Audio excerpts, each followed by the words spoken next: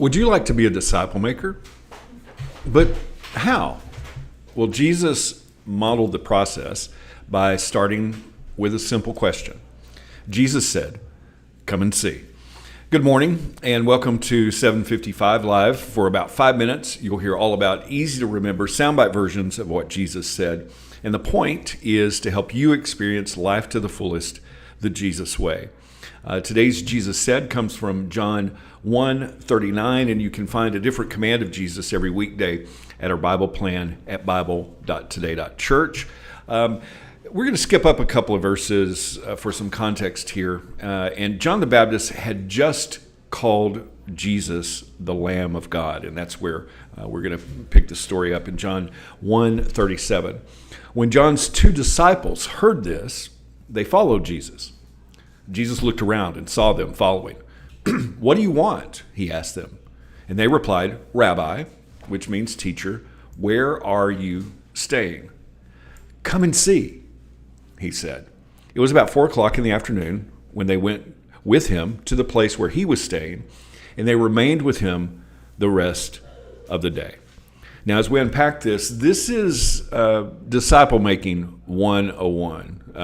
It's the first part of how Jesus modeled making disciples. In John 1, the phrase "come and see" occurs twice, what we just read.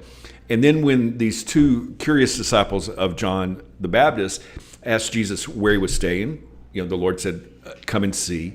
That's verse 39. And then after spending the day with him, Andrew, one of the two, found his brother, Simon Peter, and brought him to Jesus. And then later, Philip told Nathanael that he had found the Messiah.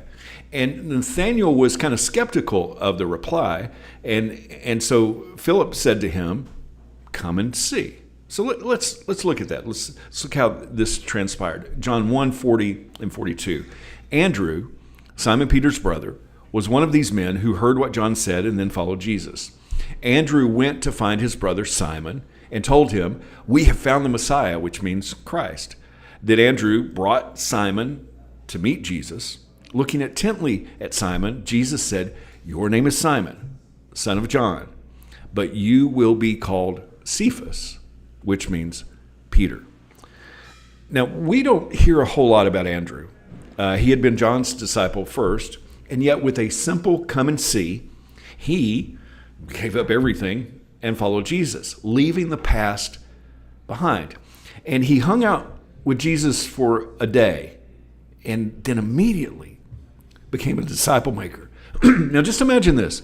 Without Andrew responding to that simple "come and see" and then inviting his brother that same day, we would never have known Simon Peter.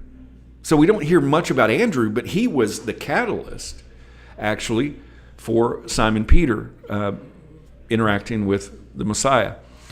So one of the points here is that you don't have to beg in order to be a disciple maker. It's as simple as come and see. We want to reach those that are far from God. Today Church talks about having a guest mentality, meaning that we expect guests. Visitors just show up, but you expect guests. And we should expect that those that we encounter, that some of those will be ready to hear the good news about Jesus. And it's as simple as just saying, "Come and see."